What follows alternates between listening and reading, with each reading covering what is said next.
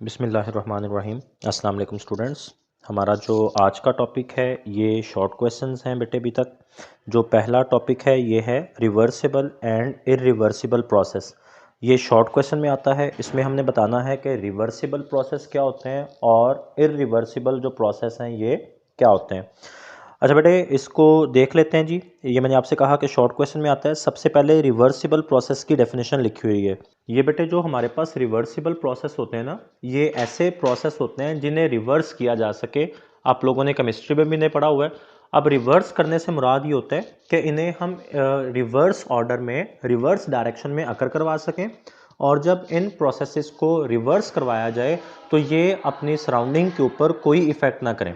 तो इनकी डेफिनेशन देखें। A reversible process is one which can be retraced in exactly reverse order. यानी ये वो प्रोसेस हैं जिन्हें हम रिवर्स ऑर्डर में अकर करवा सकते हैं without producing any change in the surroundings. और जब आप इनको रिवर्स ऑर्डर में अकर करवाएंगे तो ये सराउंडिंग के ऊपर कोई इफेक्ट या कोई चेंज उसमें प्रोड्यूस नहीं करेंगे। यानी वो तमाम प्रोसेस जिनको सराउंडिंग में कोई भी चेंज प्रोड्यूस किए बगैर रिवर्स किया जा सके वो रिवर्सिबल प्रोसेस कहलाते हैं।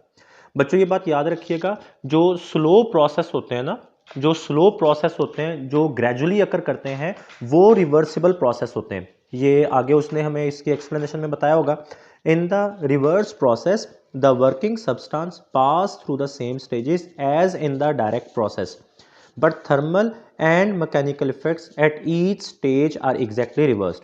कि जब आप किसी भी एक प्रोसेस को रिवर्स कर रहे होते हैं तो उस रिवर्स प्रोसेस में आपका जो वर्किंग सब्सटेंस है ये सेम उन्हीं स्टेजेस से गुजरता है जिन स्टेजेस से वो डायरेक्ट डायरेक्शन में यानी फॉरवर्ड डायरेक्शन में जब प्रोसेस अकर कर रहा था। तो जिन स्टेजेस से आपका वर्किंग सब्सटेंस तब गुजर रहा था, तो जब आप उस प्रोसेस को रिवर्स कर रहे हैं तो वो अभी भी उन्हीं स्टेजेस से गुजर के आ रहा है।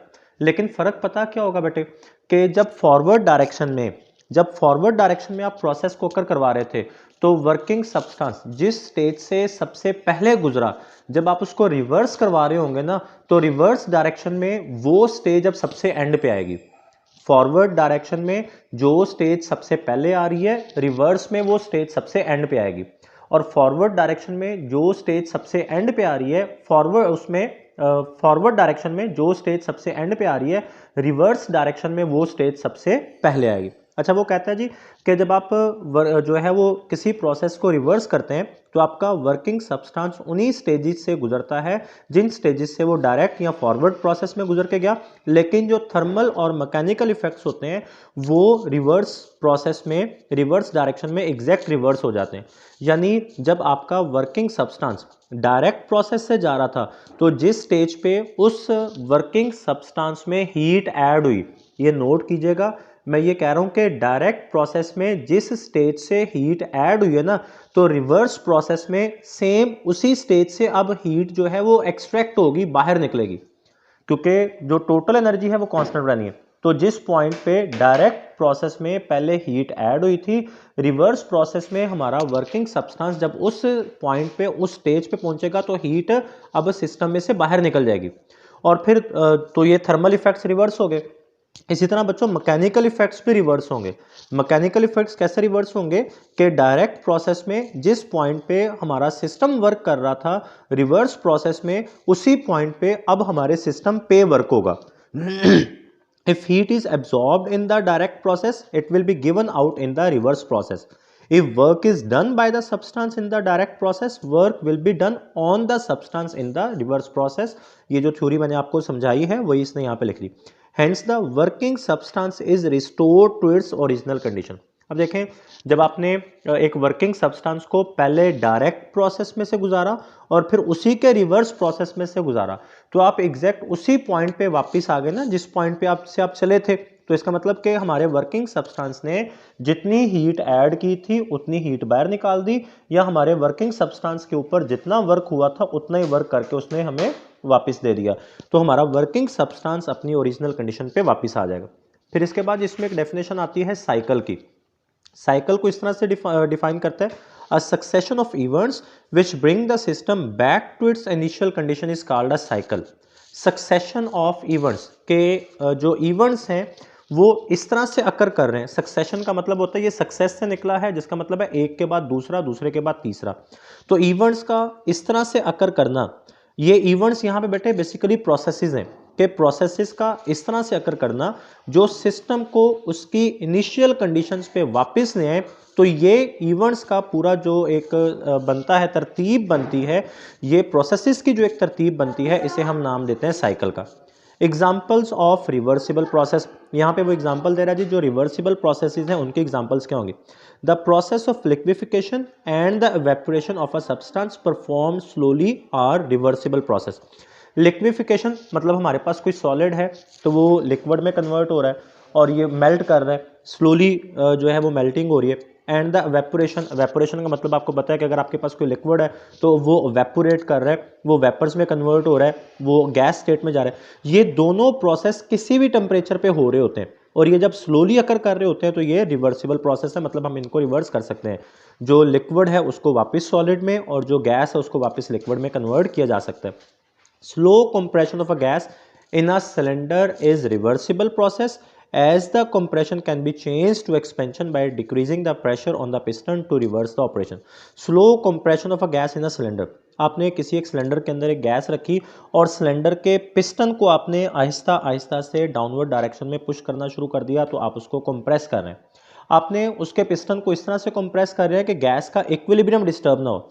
तो वो कहता है कि ये जो आप स्लो कंप्रेशन करते हैं ना, ये भी हमारे पास रिवर्सिबल है कि आप पिस्टन को आहिस्ता आहिस्ता ऊपर मूव करवाना शुरू कर दें तो गैस का प्रेशर, गैस का वॉल्यूम बढ़ता जाएगा, तो वो कंप्रेशन एक्सपेंशन में कन्वर्ट होता जाएगा। तो ये हमारे पास बच्चों जो स्लो प्रोसेसेस हैं ये रिवर्सिबल प्रोसेस है। इसके बाद हमारे पास आता है जी इररिवर्सिबल प्रोसेस। अब इररिवर्सिबल मतलब जो रिवर्सिबल नहीं है, वो प्रोसेस जिसे आप रिवर्स ना कर सकें वो इररिवर्सिबल है। The reversible process is one which can not be retraced. The irreversible process, यहाँ पे reversible लिखा हुआ जी, irreversible आएगा, is one which can not be retraced in exactly reverse order without producing any change in the surrounding। यानी एक ऐसा process जिसे आप अपनी सराउंडिंग्स में चेंजेस प्रोड्यूस किए बगैर रिवर्स ना कर सकें। अब यहाँ पे ये चीज़ नोट करें कि आप प्रोसेस को रिवर्स कर सकते हैं, लेकिन जब आप उस प्रोसेस को रिवर्स करेंगे ना तो वो आपकी सराउंडिंग्स में चेंजेस प्रोड्यूस कर देगा। तो ये सराउंडिंग को चेंज करना जो है ये हमें अलाउ नहीं है। तो जब वो सराउंडिंग्स में चेंजेस किए बगैर उसको रिट्रेस नहीं किया जा सकता, रिवर्स नहीं किया जा सकता, तो ये हमारे पास कहलाएगा इररिवर्सिबल प्रोसेस। बच्चों जितने भी हमारे पास सडन प्रोसेस होते हैं ना, जो तेजी से अकर करते हैं, वो इररिवर्सिबल प्रोसेस है। Explanation, all changes which occur suddenly और विच इन्वॉल्व फ्रिक्शन और dissipation of energy through conduction, convection and radiation are irreversible. Suddenly जो प्रोसेसेस होते हैं, जैसे ये एक्सप्लोजन होता है, ये इररिवर्सिबल है, तो हम इसको रिवर्स नहीं कर सकते। या कोई भी प्रोसेस जिसमें फ्रिक्शन या किसी भी तरीके से जो एनर्जी का लॉस है वो इन्वॉल्व है। अब देखें बेटे, फ्रिक्शन या एनर्जी का लॉस, ये जो जिस भी प्रोसेस में इन्वॉल्व होगा वो इररिवर्सिबल हो जाएगा। ऐसा क्यों होगा? ऐसा इसलिए होगा बेटे कि फ्रिक्शन या बाकी कोई भी एनर्जी का लॉस है ना, तो वो एनर्जी जो है वो हमारे हाथ से निकल के हीट में कन्वर्ट होकर एनवायरनमेंट में शामिल हो जाएगी। तो एनवायरनमेंट में जो हीट एनर्जी शामिल हो गई, जो एनर्जी शामिल होगी, फिर हम उसको दोबारा से हासिल नहीं कर सकते। तो इसलिए उसने कहा कि कोई भी प्रोसेस जो सडनली अकर करता है, जिसमें फ्रिक्शन आ जाती है, या कंडक्शन, कन्वेक्शन या रेडिएशन, ये आपने 9th क्लास में तीनों प्रोसेस पढ़े हुए हैं जो एनर्जी ट्रांसफर के डिफरेंट मेथड्स हैं। किसी भी तरीके से एनर्जी जो है वो लॉस हो रही है तो हम उनको रिट्रेस नहीं कर सकते हैं, तो ये प्रोसेसेस इररिवर्सिबल होंगे। अब इसके एग्जाम्पल दे रहा है जी, explosion is an example of highly irreversible process. ये बात बड़ी इंपॉर्टेंट है फॉर द MCQ के जो एक्सप्लोजन है, धमाका जब होता है तो वो इररिवर्सिबल प्रोसेस होता है। वर्क डन अगेंस्ट फ्रिक्शन, जहाँ कहीं पे भी फ्रिक्शन आएगी उसके अगेंस्ट जो वर्क होगा तो हमारी एनर्जी लॉस होगी, तो उसको भी हम लोग वापस हासिल नहीं कर सकेंगे। तो ये वर्क डन अगेंस्ट फ्रिक्शन भी इररिवर्सिबल प्रोसेस होगा। ये शॉर्ट क्वेश्चन एंड MCQs के लिए बहुत इंपॉर्टेंट है। आगे बेटे एक और छोटा सा टॉपिक है, हीट इंजन। अब हीट इंजन भी मैं आपको यहीं से बता रहा हूँ, आप इसको चाहे अपनी हेल्पिंग बुक से पढ़ लीजिएगा, यहाँ पे ये अच्छा लिखा हुआ है, हेडिंग्स वगैरह आपको मिल जाएंगी। Heat engine is a device which converts heat energy into mechanical work. Heat engine हमारे पास एक ऐसी डिवाइस है जो कि हीट एनर्जी को मैकेनिकल वर्क में कन्वर्ट करती है। हीट एनर्जी इनपुट होगी, मैकेनिकल वर्क आउटपुट होगा। अब इसका इंट्रोडक्शन क्या है? The earliest heat engine was the steam engine. जो दुनिया का पहला हीट इंजन था वो स्टीम इंजन था, जिसमें स्टीम के थ्रू हीट दी गई थी या हीट देके स्टीम को बनाया गया था। It was developed on the fact that when water is boiled in a vessel covered with a lid, the steam inside tries to push the lid off, showing the ability to do work.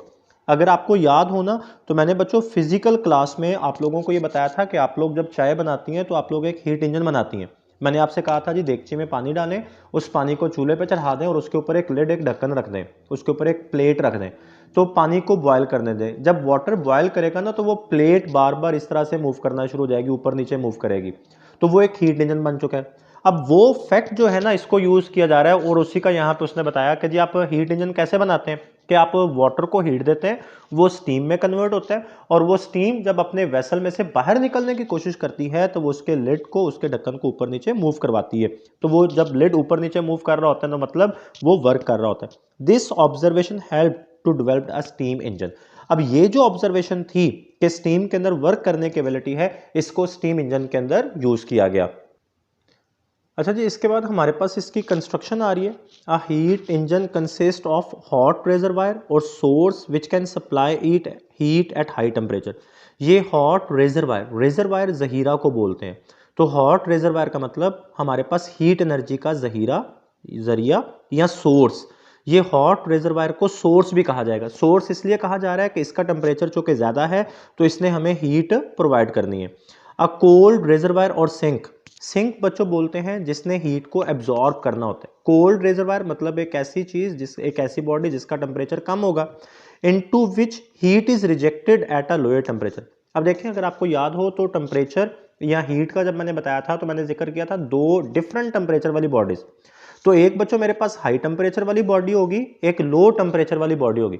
तो मेरा working substance high temperature वाली body से heat को absorb करेगा, उसको लेके जाएगा low temperature वाली बॉडी के पास, और फिर जैसे ही वो वर्किंग सब्सटेंस हीट एनर्जी को लेके लो टेम्परेचर वाली बॉडी के पास जाएगा ना, तो उसको जाके हीट एनर्जी प्रोवाइड करना शुरू कर देगा। मतलब लो टेम्परेचर रेजरवायर जो है वो उस वर्किंग सब्सटेंस में से हीट को एब्जॉर्ब करेगा। तो हम तो वर्किंग सब्सटेंस को देख रहे हैं, तो हम कहेंगे कि जो वर्किंग सब्सटेंस है उसने हॉट रेजरवायर से या सोर्स से हीट को एब्जॉर्ब किया, हीट को हासिल किया, और कोल्ड रेजरवायर या सिंक के अंदर जाके हीट को रिजेक्ट कर दिया, मतलब हीट उसको दे दी।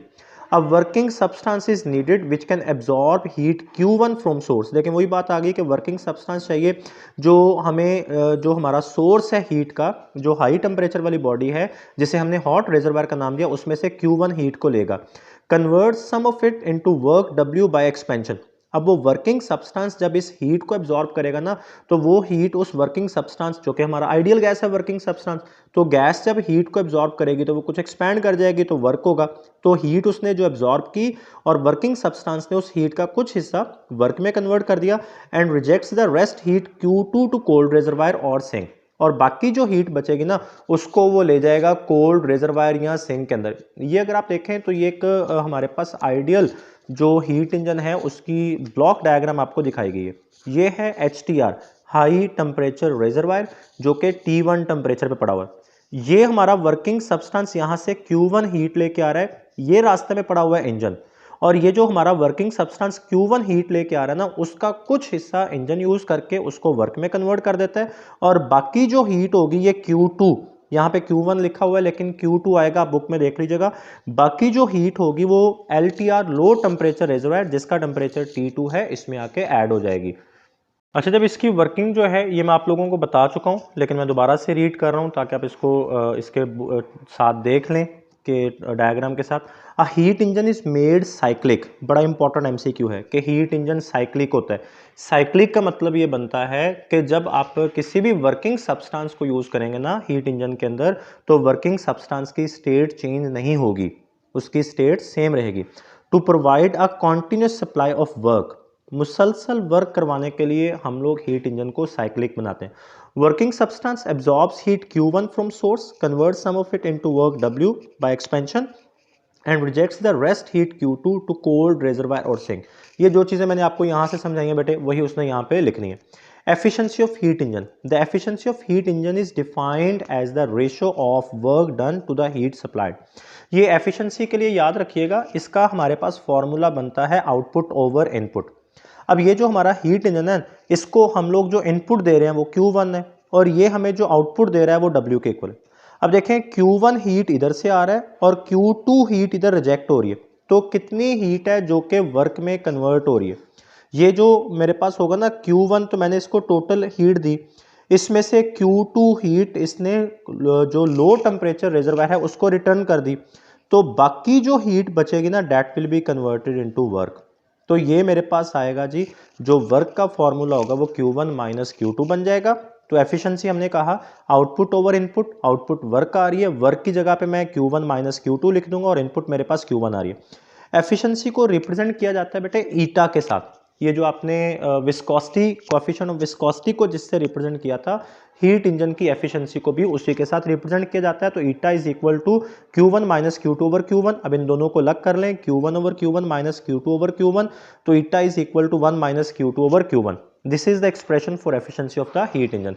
ये दोनों शॉर्ट क्वेश्चंस हैं और मैं उम्मीद करता हूं कि आप इनको समझ के, इनको एज अ शॉर्ट क्वेश्चन लिख के मुझे ये सेंड करेंगे। सेकंड लॉ ऑफ थर्मोडायनेमिक्स ये बेटे हम अगली वीडियो में पढ़ रहे हैं।